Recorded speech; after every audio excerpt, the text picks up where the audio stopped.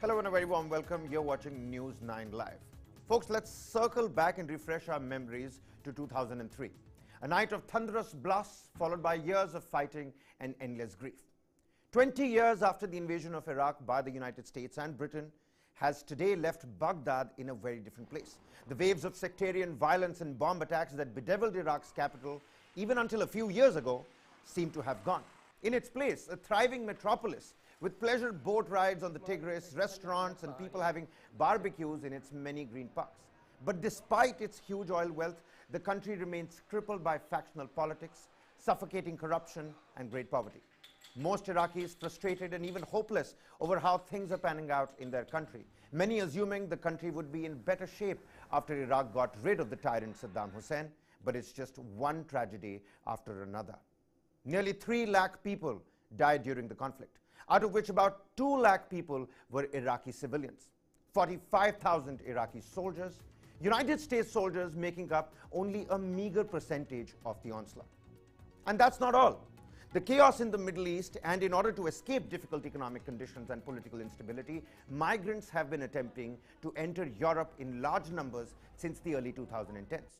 More recently, via dangerous sea routes, and mostly from Syria, Morocco, Afghanistan, Iraq, Pakistan, amongst other countries.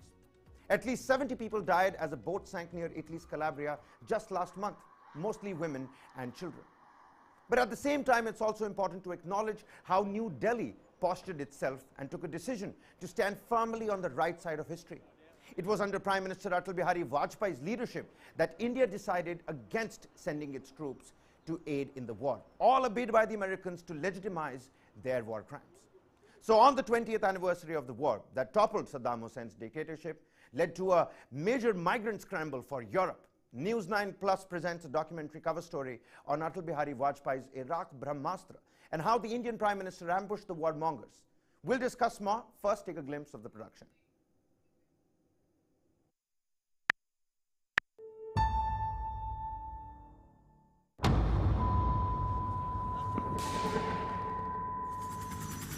U.S. allies invade Iraq.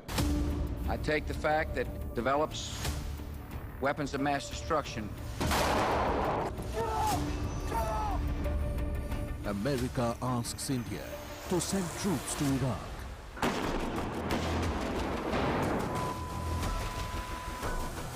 India skillfully avoids America's Iraq trap.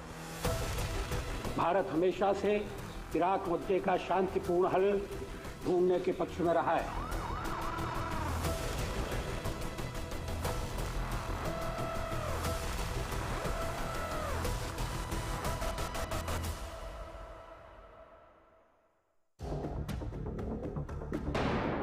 In 2001, Al-Qaeda attacked the United States. Over 2,900 civilians were killed.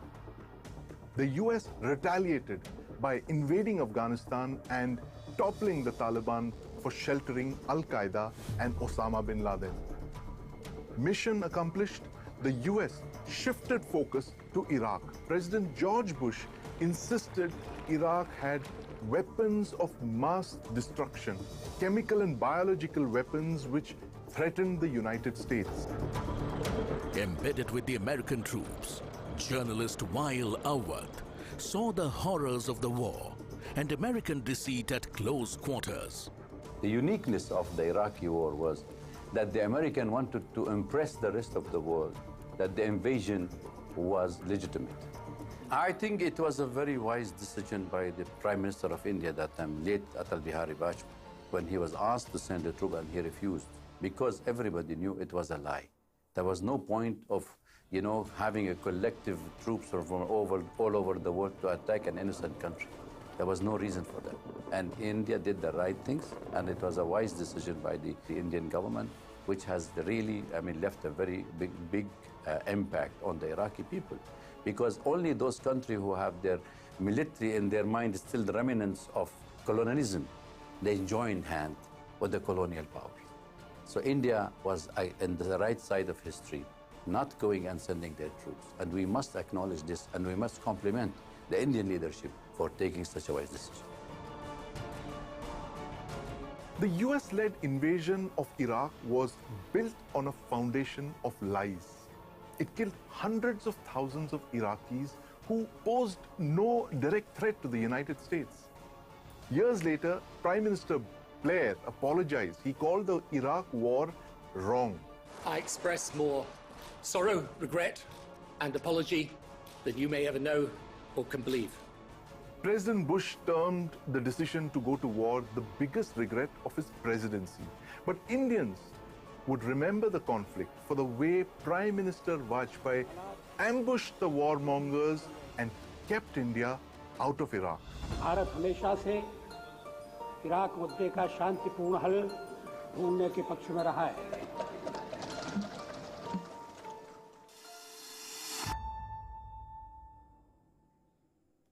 Well, that's the cover story. You can download the application News9 Plus application on the Play Store and on the iOS as well for more cutting-edge analysis and other documentaries as well. We'll get the discussion rolling. Joining me in the studio is the man behind the cover story, Brijesh Pandey, Executive Editor, News9. And also joining us on the broadcast is Dr. Veal Awad, who's a senior journalist and a West Asia expert.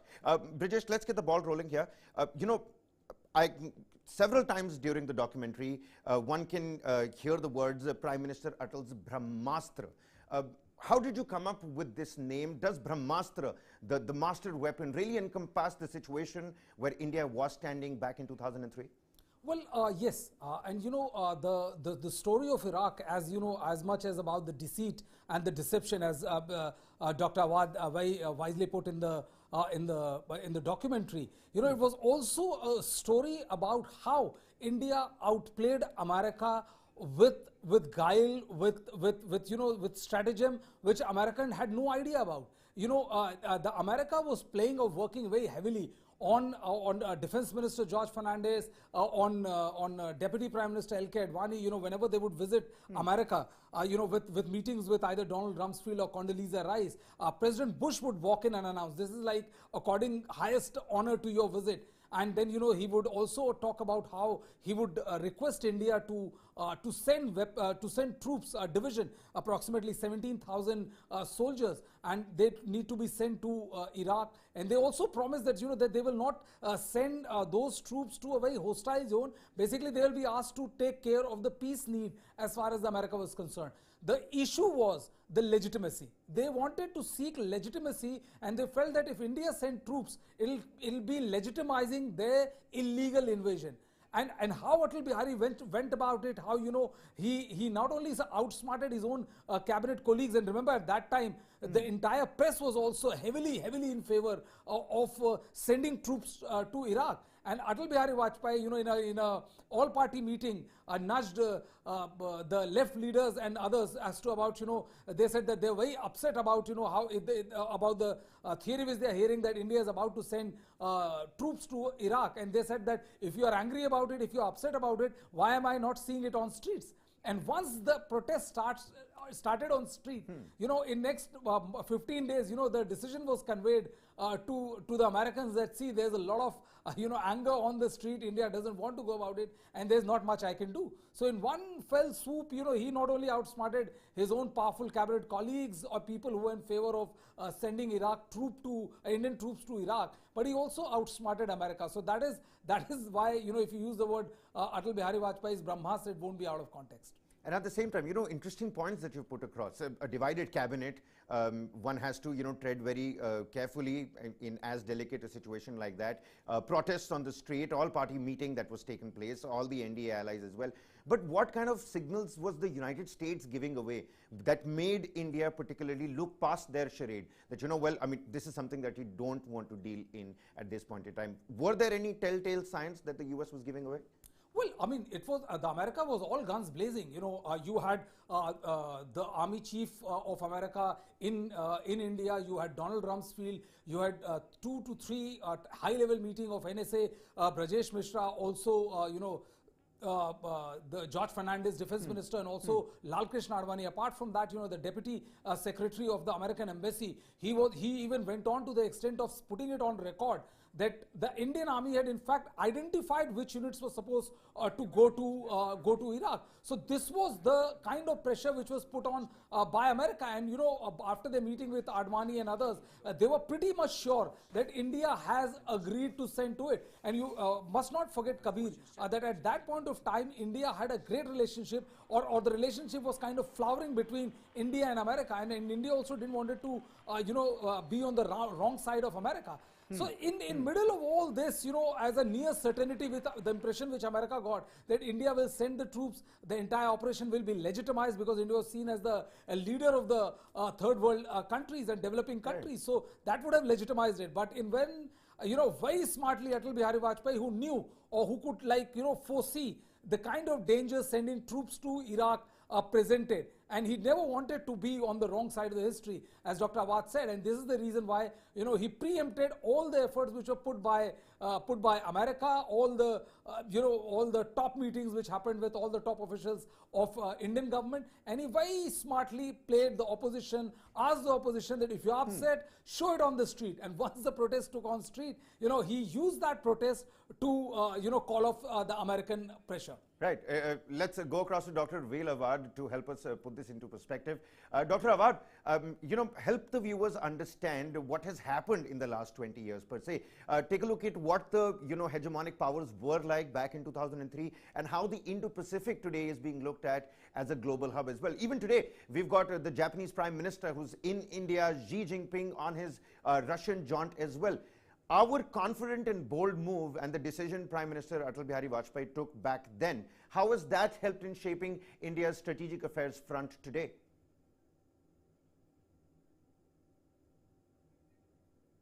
Well, Dr. Awad, could you unmute yourself? Thank you for having me on this talk, Kabir, and thanks to Prajesh for presenting this nice documentary on Iraq. In fact, it is the hegemony of the West and the United States have been prevailing in the region for long years. It is just because of the lust for oil and gas and natural resources in the region. And I think the American never shied away from saying that the whole idea of invading Iraq was to go for the oil. So therefore, nothing to do with the weapon of mass destruction, as we know this.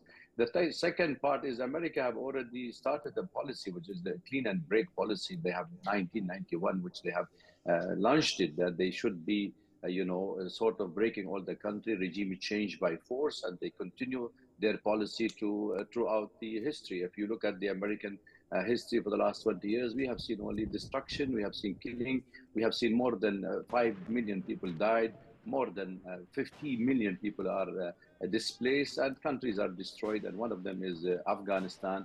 And unilaterally and exceptionally, the United States and UK planned the attack on Iraq on the basis of a false claim. So false flag was given there, and that is why we have seen. And I wanted to take you a little back in the history. If you look at this book, which is called The Plan of an Attack, I mean, among the score of books I am having with me, this is a plan of attack by Bob Woodward.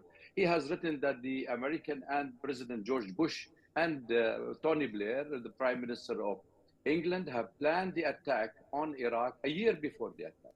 So they have lied to their own people. They have lied to the international community. And still, I wonder why they are still scot-free. I mean, why they are not prosecuted? Why they are not taken to Hague to prosecute them that they have destroyed the nation? Then we have 1 million Iraqi died. We have more than 15 million Iraqi displaced. We have more than a quarter of Iraqi people under the poverty line, and yet they have nothing been happening. Another book which is of interesting, of an Indian writer, which is a former ambassador, K. Fabian, Common Sense War on Iraq, is also clearly indicated that it was a total violation of the UN Security Council resolutions and charter. There was nothing giving the American a green signal or any resolution that the American can go for the invasion. So therefore, if a country, depending on the military, depending on the arm industry, to sell their arms, they keep finding battle zone all over the world, then we are living in a very dangerous place. If we take what's going on in Ukraine, if we take place what's going to happen in the Asia Pacific, all these indications show you that we are in a very dangerous, and peace and security, a global peace and security is at risk. Absolutely. You know, what interesting points being raised there by Dr. Awad. Maybe, you know, what they say, Captain Retrospect knows best, and you can connect the dots when you look back. Maybe 20 years on, a discussion or an argument must come up about why the perpetrators are still scot-free. All those facets is something that has been discussed in the documentary cover story on the News9 Plus application. It's called Atal'S Bihari Vajpayee's Iraq Masterstroke, the Iraq Brahmastra. A snippet of that production, we'll just play that and continue with the discussion on.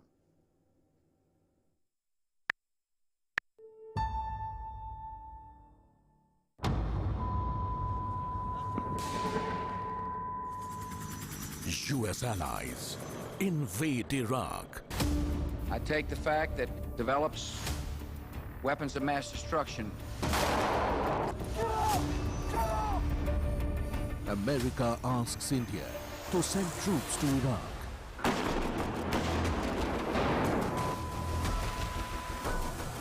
India skillfully avoids America's Iraq trap. Bharat हमेशा से Iraq मुद्दे का शांतिपूर्ण हल ढूंढने के पक्ष में रहा है।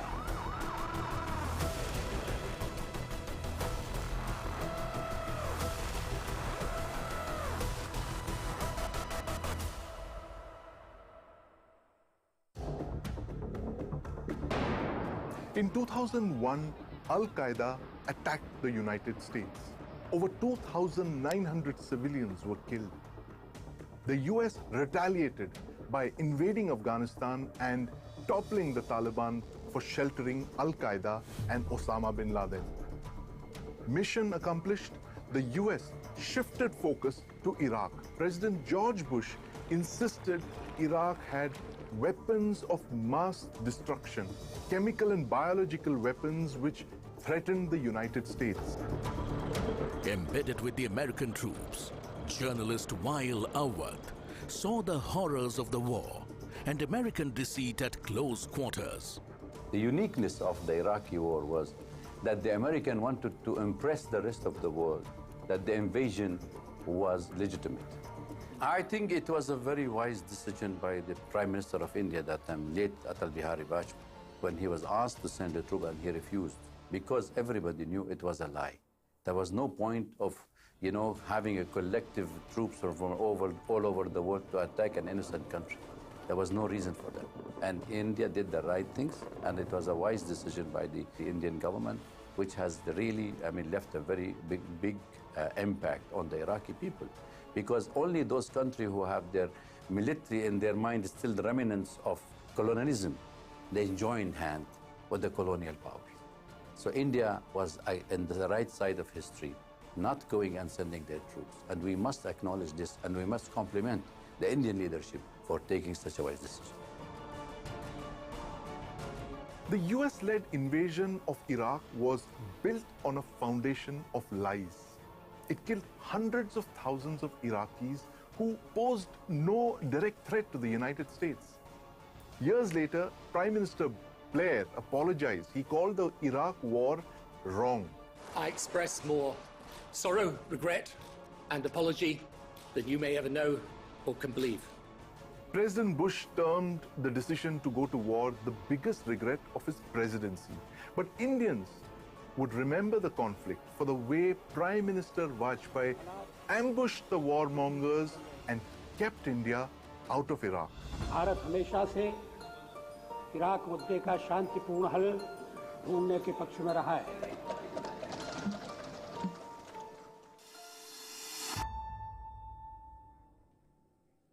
Well, so you can catch that cover story only on the News9 Plus application. Brijesh, you know, help the viewers understanding. It's really interesting that the entire cabinet was divided. L.K. Advani in the shape of a deputy prime minister, you know, the defense minister in the shape of Fernandez. You've got Brijesh Mishra as the NSA. You know, stalwarts of the Indian political system at loggerheads over Iraq, the voice of the developing countries like Dr. Awad was also talking about. And of course, also this idea about being a non-aligned country. How did PM Atal, you know, navigate himself through that? How important and crucial was that back then? Well, I think, you know, it's a masterclass in how to win friends, how to deal with your friends and enemies too. It's a masterclass. for the simple reason that, you know, if we can, you know, post facto everybody is an intelligent person, but if you are dealing with a live situation which is going on, and 20 years back, you know, when India was not a superpower or something like that, it was an emerging power. At that point of time, the kind of pressure America brought upon India, you know, all the top guns, you know, right from President George Bush to Condoleezza Rice, to Colin Powell, to Donald Rumsfeld, to Cheney, everybody, all the top shots of America were crisscrossing from India. And not only that, you know, the entire intelligentsia and the press, I mean, all the top shot editors and all, you know, from Dr. Sanjay Baru to Shekhar Gupta to C. Raja Mohan, all of these people were, you know, were writing editorials or op-eds which were actually urging India to be on the right side of the history. And they felt that India, by sending troops to Iraq, would win friendship and admiration from US, which would help India in the long state. Atal Bihari Vajpayee, I think, was wise enough to see the pitfalls it would land India in. And this is the reason, you know, he very smartly never allowed or never said that no right from the word go, except to a couple of his very close confidant, and he allowed it to, you know, to go on for linger on for a while, and then very carefully asking all the opposition parties, you know, who went and talked to him about, you know, that we are upset. So his line was, if you're upset, why am I not seeing it on the street? And this was such a brilliant catchphrase that, you know, that the left started protesting, Congress started protesting, all the top political parties started protesting, and when it reached a crescendo, Atal Bihari Vajpayee used that. And also, you know, in a way, he was also sending subtle signals to his cabinet colleagues that how this war was an illegal war. This didn't have the UN sanction. America didn't went for a UN sanction, and had it been a UN sanctioned invasion, then still India could have thought about, you know, participating or sending troops to the entire. He could see the illegality of the war, and that is the reason why he very smartly, you know, played both sides. And then at the end, you know, when American were like as the Deputy Secretary of US, who was posted there in the US Embassy in India, he said that, you know, we were 100% sure, going by the kind of commitment which was made. And if you go through the documentary, Dr. Kanwal, Mr. Kanwal Sibbal, who was the foreign secretary at that point of time, he also spoke about how a top mantri, you know, he went to America and gave them the impression that, you know, that India is all set to side with Americans. Unfortunately, you know, it didn't happen, and Americans were so sure that this is going to happen, you know, going by the bombardment of all the big guns and all. Americans were so sure of it that when the announcement came, you know, when it was conveyed post the CCS, which lasted for 10 minutes only, you know, they were stunned, they were taken aback. But then they also realized that the way it was carefully orchestrated by Prime Minister Vajpayee, that there was not much they could do. Well, absolutely. I mean, aren't we glad 20 years down the line that we did not actually send our troops into aid United States in Iraq? Let's cut across to Dr. Veil Awad. Dr. Awad, you know, another on the sidelines, you know, on the international well, you know, the human rights issue as well. Take a look at the kind of vicious chain of migration that took place, that has begun ever since the United States entered into the Middle East. And not just these two countries. Take a look at what's happening in Morocco, Pakistan, Afghanistan, Syria, Libya. Thousands, you know, every year migrate into Europe. Thousands are missing. Even so, you know, taking these dangerous sea routes as well. Help the viewers understand what exactly and what is the United States' role here that has, you know, ended up biting its own allies, the European, you know, nations in the back, now that all these migrations and migrants and refugees alike hitting the coast of various European countries. Let's not forget what happened only last month off the coast of Italy and Calabria. More than 70 people dead, mostly women and children. Kabir, I think it's a very important question you raise, and let me just make a small observation and then I will answer your question. The first observation I wanted to make is that later Prime Minister Atal Bihari Vajpayee, I interviewed him in 1998, and it was when India went to nuclear, and he was talking of a sovereign Indian independent strategic decision and to safeguard India from any external threat, that is a deterrent power India has used. And in fact, that was one of his masterstroke that he has shared with us and Arab viewers, and I published this interview for him. The second part that you mentioned, I could see Tony Blair lying and apologizing to the people of UK for lying to them.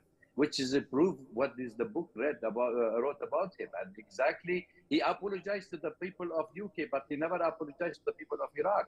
I mean, if you're turning a country from the most independent, the richest country in the Arab world, the largest reservoir of oil, that's the people of Iraq were so happily living even under their president, who was very harsh and suppressing lots of freedom. Yet Iraq was independent, was free, was a secular. Indian companies were pouring in. It was the first country which opened mostly for the Indian companies to come and invest. All these things have been showing how much ties up was with India, with the Arab world. And that is why that proximity, that good relation, that strong bond between India and the Arab world have made India in the right side of history, as I said, because we realized that India have taken the wise decision, independent, sovereign foreign policy regarding to intervening in the other country. So this is foreign intervention, regime change by force. It is all done by the colonial power. India never been a colonial power, first of all. Secondly, which is also of great importance, when you're turning a country into a raw state and you're giving it at the hand of a sectarian violence, you could see what is emerged out of it. Most of the people start been running away, whether it's from Afghanistan, whether it is from Syria, whether it's from Libya, whether it is from Iraq. Now, this is created also because you have created extremists in the region. Let us not forget that Abu Ghraib and the Crippling camps in Iraq was harvesting and harboring most of the terrorist Daesh, Islamic State, so-called. Daesh, where 19 of the founders were under the American eyes. So you want to tell me that who did not create terrorism are not the same people who created it in jihadist culture in Afghanistan are the same people. I mean, I carry a story of the New York Times, which is showing that Bin Laden was a veteran fighter when the Americans were happy with Bin Laden fighting the Soviet Union. But when Bin Laden was fighting against the American, he turned out to be, a terrorist. So if you are harboring Al-Qaeda in Afghanistan and you harboring ISIS in Syria and Iraq, what did you expect? Most of these people ran away, and most of these dangerous elements infiltrated the migrants, and they have already created Islamophobia in inside Europe. So therefore, there is an indigenous terrorist organization who have also infiltrated into Syria, who traveled all the way from Europe through Turkey, which is Turkey was Pakistan in the making, and it allowed the infrastructure and arming those terrorists who went into Syria and Iraq. We had more than 173,000 terrorists from 83 countries. Why can't you understand that you are this dubious character of saying that you are fighting terrorism? Dr. Awad, take a look at what's happening right now. You've got the Home Secretary of the United Kingdom in Rwanda trying to broker a deal about how these migrants can be deported back if need be. We know that there is political instability. We know that there is suffocating corruption and poverty as well.